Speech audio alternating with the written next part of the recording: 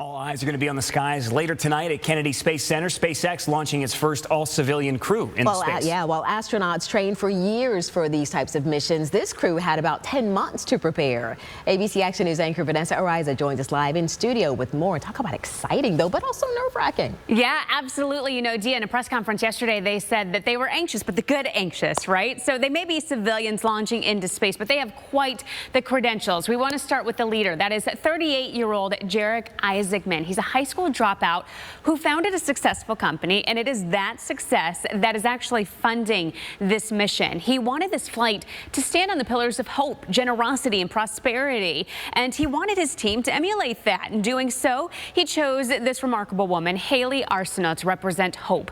As a child, she was diagnosed with a form of bone cancer. She now lives with a prosthetic. She is a physician's assistant at St. Jude Children's Research Hospital. And then you have this man, Chris Sembrowski. He represents generosity, a former U.S. Space Camp counselor and U.S. Air Force member. He will be taking his ukulele to entertain the crew during their 3-day mission. And rounding out the pillar with prosperity is Dr. Cyan Proctor. She is a geoscientist who is also an analog astronaut who has completed 4 analog missions. She says the goal here is not only to learn more about space, but to bring a sense of inspiration to millions of people here on Earth.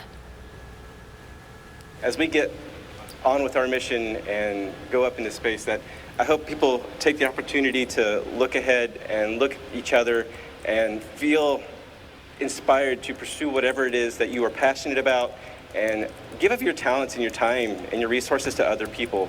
Love that message. And fun fact here for you this morning, this crew will be at a higher altitude than the International Space Station and will orbit Earth 15 times a day. We have a crew who is going to bring you coverage all day and all night, so you won't miss a thing. The launch is scheduled for 8:02 this evening at Kennedy Space.